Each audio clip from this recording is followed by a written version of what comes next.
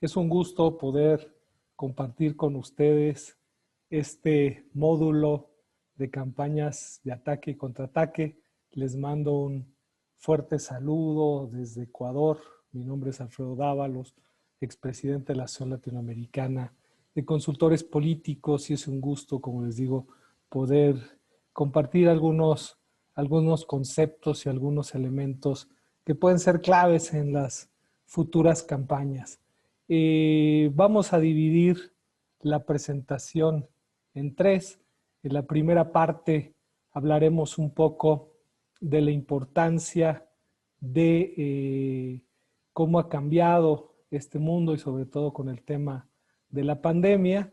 Después un poco conversar sobre las campañas de ataque y después algunos elementos de contraataque o defensa que pueden ser claves para ustedes, ¿no? Creo que ustedes saben, vivimos en un mundo vertiginoso, hipercomunicado, y creo que esa parte es fundamental para que ustedes tengan toda una serie de elementos para poder enfrentar su próximo proceso electoral, ¿no? Creo que es importante que ustedes conozcan que, bueno, el mundo realmente ha cambiado. Hoy tenemos a ciudadanos y a votantes más complejos, y sobre todo después del tema de la pandemia. Si se fijan, la gran mayoría de los votantes y los ciudadanos terminan votando no a favor de un candidato o una propuesta. Por lo general terminan por castigar a a otro político, ¿no? Más bien estamos teniendo la gran mayoría de los políticos que están ganando a lo largo y ancho de América Latina, pues lógicamente están votando contra de, ¿no? Esa parte es importante. Y por otro lado, también me parece fundamental que ustedes tengan claro que tenemos hoy ciudadanos molestos, cabreados, hastiados, cansados de la política tradicional, cansados de los partidos políticos, cansados de los abusos, sobre todo de todo aquello que pasó en pandemia, cansado de que les hayan dado la espalda, cansado de las mentiras, cansado de tantos elementos que hoy efectivamente pues están esperando el momento para ver de una u otra manera castigar a los políticos. Estos votantes, además de los cuales estamos hablando, son muy cambiantes, ¿no? Son muy cambiantes. Uno podría ver, sobre todo en procesos como en el caso de Ecuador, que tenemos segunda vuelta, donde a lo mejor en primera terminan votando por una opción y en segunda inmediatamente terminan cambiando esa opción, ¿no? O sea, creo que esa parte es importante, ¿no? Terminan muchas veces votando por el menos malo o el menos peor, y son algunos elementos también que son claves tomar en cuenta, sobre todo el momento que vamos a elaborar las estrategias, ¿no? Entonces estos ciudadanos, como les digo, hoy son mucho más complejos, se requiere mucho mayor investigación para poderlos tratar de entender. Creo que es necesario, pues, investigación permanente, ¿no? Y entender cuáles son sus móviles. Muchos de estos ciudadanos, sobre todo jóvenes, millennials, y esa parte me parece importante que ustedes tengan claro, se están moviendo por una serie de causas, ¿no? Que tienen que ver con el medio ambiente, que tienen que ver con el tema animalista, que tienen que ver a lo mejor con el tema minero, que tienen que ver con el respeto a las diversidades sexuales y a una serie de temas que hoy efectivamente los están movilizando. En muchos países, por ejemplo el caso de Ecuador, fíjense qué interesante, el voto de los 16 a los 45 años representa el 60% de la votación, o sea, tenemos prácticamente un voto totalmente joven, ¿no? Y eso creo que me parece que es clave tenerlo en cuenta al momento de poder establecer las distintas estrategias, las distintas acciones, ¿no? Creo que es fundamental conocerlos a fondo, conocer sus móviles, conocer qué están pensando, qué los mueve, qué los está motivando, qué los está cabreando, qué los está realmente movilizando. Ustedes saben, en el año 2019 a lo largo y ancho de América Latina, incluso en Cataluña, hubo una serie de movilizaciones, ¿no? Bueno, pues todas estas movilizaciones realmente dieron cuenta del hartazgo y el enojo del cual hablábamos hace rato, ¿no? Esa parte es importante. Y también tenemos que entender que una sola herramienta de comunicación no basta, ¿no? Yo creo que hoy no solo las encuestas y los grupos focales funcionan, me parece que hoy tenemos que incorporar muchos más elementos, por ejemplo, el Big Data, la escucha digital. Nosotros hemos trabajado desde hace algún tiempo temas que tienen que ver con mapas mentales, encontrar elementos en el inconsciente de la gente que permitan efectivamente dar cuenta de qué es lo que está pensando. Y estos mapas mentales no solo tienen que ver con el político, tienen que ver con los adversarios. Incluso cuando trabajamos en algunos elementos para poder crear la marca provincia o la marca ciudad, terminamos haciendo justo estos mapas que nos permitan dar cuenta de algunos temas fundamentales para poder establecer las distintas estrategias, ¿no? Que como les digo nos permitan construir, en este caso, una estrategia basada en lo que piensa y en el inconsciente de la gente, ¿no? Eso también termina siendo totalmente clave. Entonces, hoy quedarnos con una sola investigación, pues no basta, necesitamos ampliar mucho más nuestro espectro. Yo siempre comparo esto con la medicina o con el doctor. Me parece que es necesario no solo quedarnos con una sola investigación, me parece fundamental también poder apelar a elementos que tienen que ver con lo cualitativo, no solo datos estadísticos. Insisto, hoy también encontrar estos elementos dentro de la escucha digital, ver qué se está diciendo o no se está diciendo a través de las redes. Y eso también, por ejemplo, termina siendo un tema clave al momento que vamos nosotros a elaborar las distintas estrategias, ¿no? Aquí está, por ejemplo, un caso de un mapa mental sobre el presidente Rafael Correa. Como ustedes pueden ver, son distintos elementos que provienen de palabras, conceptos, hitos, constructos que se encuentran dentro del inconsciente de las personas, que pueden ser elementos positivos o también elementos negativos. Aquí creo que es fundamental que ustedes entiendan que son palabras que tienen que ver de la gente, ¿no? No es algo ya prefabricado o preestudiado, sino son elementos de lo que puede pensar. Como ustedes ven, ahí hay algunas líneas rojas que son algunos elementos negativos. ¿Y cuáles eran los elementos negativos? Un poco la gran crítica hacia el expresidente Correa tenía que ver con el carácter y el temperamento, ¿no? Pero aquí era curioso, pero cuando ese carácter y temperamento estaba enfocado en defenderle a la gente, al cuate le iba bien. Por ejemplo, tenemos una anécdota de una señora que después de hacer grupos focales y veíamos que a pesar de que las encuestas salía muy bien evaluado, por otro lado, nosotros lo que hacíamos era indagar, ir a mayor profundidad a través de entrevistas a profundidad. Y una de las cosas que nos decía la señora, nos ponía un caso que era muy simpático y esta señora decía, imaginémonos que estamos en el primer año de primaria, ¿no? Y en este primer año de primaria, pues aparecía el típico personaje que nos hacía bullying, ¿no? Que nos jodía todo el tiempo. En segundo, este mismo chico me robaba el dinero para mi lunch. En tercero, me ponía el pie. En cuarto, este chico lo que hacía era, de repente, ponerme un apodo, que es el que tengo hasta hoy. En quinto, me aventaba mi mochila y la dejaba en el techo. Pero en sexto entra el niño nuevo de la escuela, ¿no? Y ese niño nuevo de la escuela se llama Rafael Correa, y no me cae, me parece prepotente, me parece intolerante, pero el simple hecho de haber llegado y poner en su lugar a los distintos compañeros, se convirtió en mi héroe. Fíjense, bien interesante, ¿no? A pesar de que no le caía y a pesar de que a lo mejor en los grupos focales no era bien evaluado, cuando entrábamos a temas de mucha mayor profundidad, nos daba cuenta de que efectivamente le agradaba. ¿Y por qué le agradaba? Porque había sido su héroe, ¿no? Ahora, ¿qué pasó con el tiempo?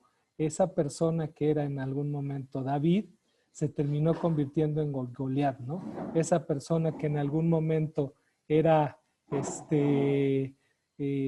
superhéroe terminó convirtiéndose en, ¿cómo se llama? En el malo de la película, ¿no?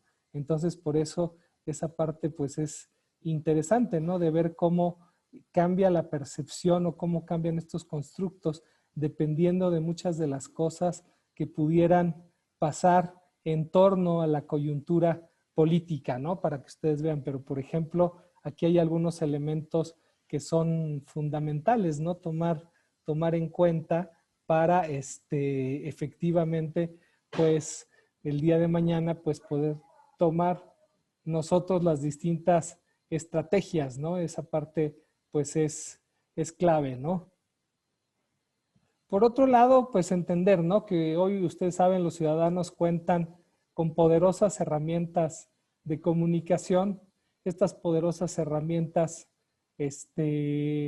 pues terminan generando y produciendo contenidos, ¿no? Creo que todos estos aparatitos terminan haciendo que efectivamente los ciudadanos puedan de alguna otra manera dar cuenta de aquellas cosas que están pasando y que muchas veces los medios de comunicación no las están cubriendo, no las están ilustrando y se han convertido en poderosos vehículos, ¿no? O sea, además, como ustedes saben, en las campañas los distintos ciudadanos, habidos y por haber, terminan por ahí, pues, chateando, terminan por ahí creando sus propios memes, subiendo una serie de noticias, una serie de eventos. De repente, yo siempre digo, ahora un político no se puede echar una canita al aire, ahora está siendo vigilado de manera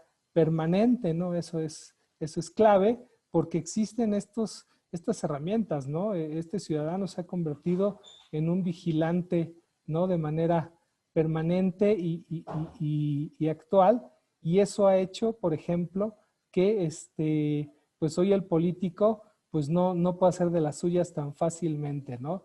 Creo que esa parte es clave, es fundamental, y eso también pues ha permitido que la información sea totalmente inmediata, ¿no? O sea, hoy vivimos en un mundo hipercomunicado.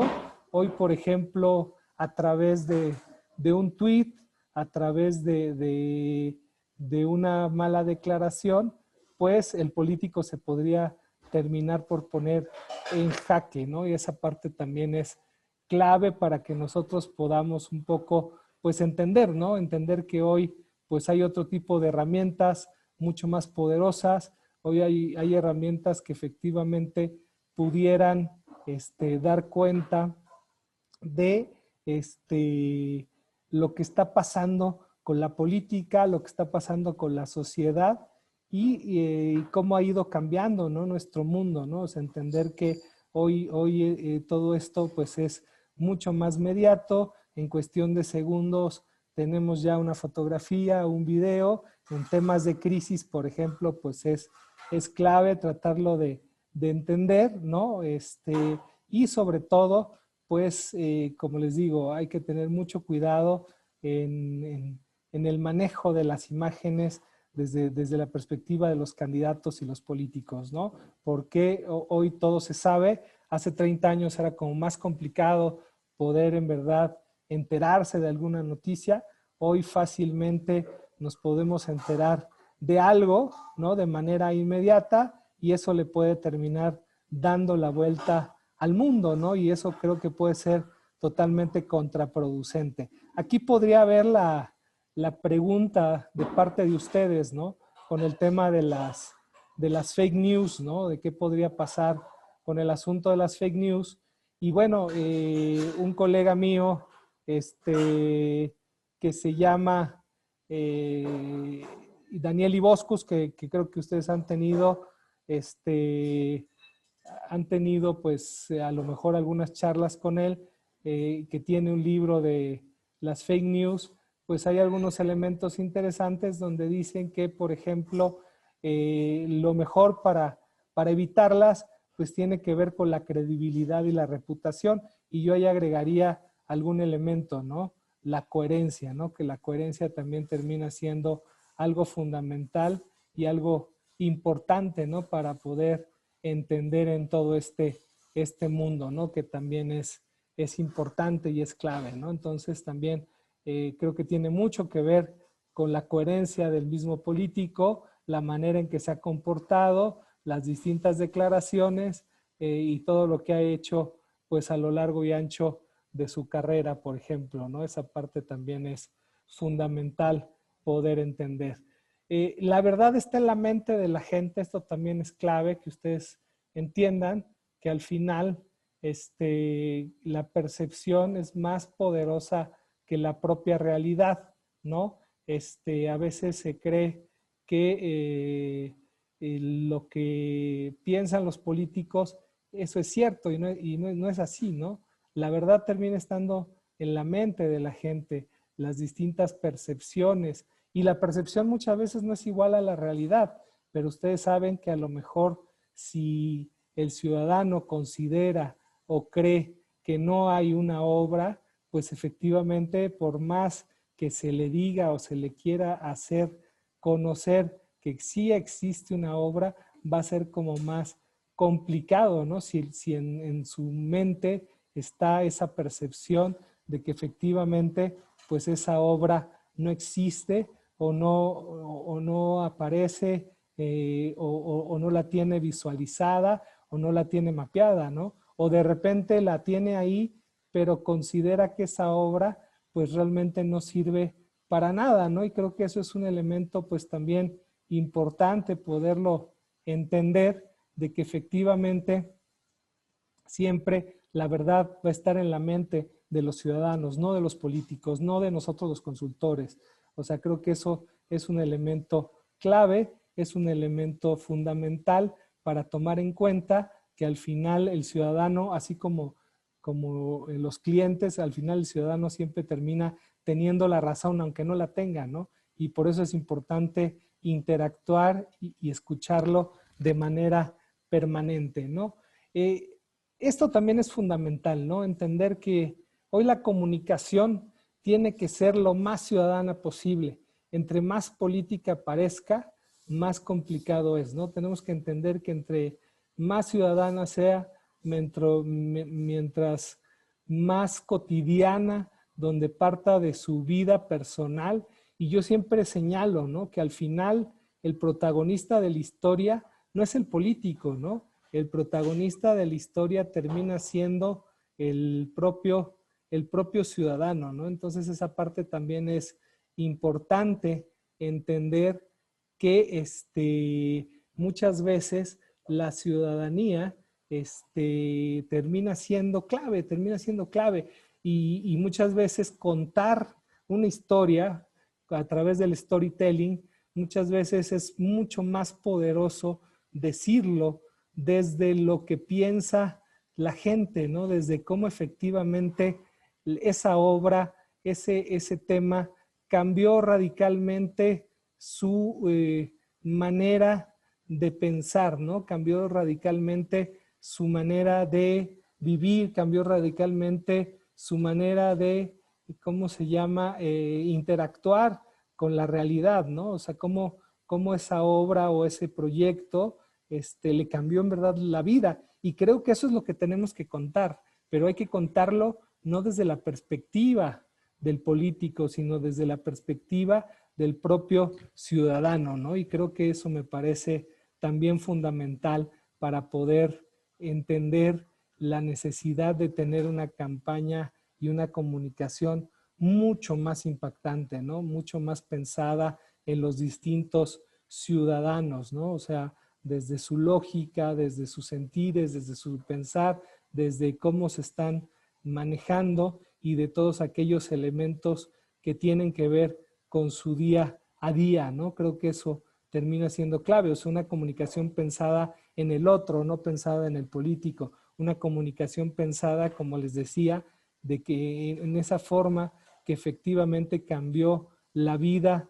radical, ¿no? En un giro, y ahí no es poner la campaña o las obras donde efectivamente cuánto costó la obra o de repente hay un parquecito, sino, insisto, o sea, es contar la historia de que efectivamente su vida diaria cambió de manera radical y que hoy a lo mejor puede llevar sus productos mucho más pronto del campo a la ciudad, hoy puede tener más tiempo para poder convivir y compartir con su familia, hoy puede tener la posibilidad de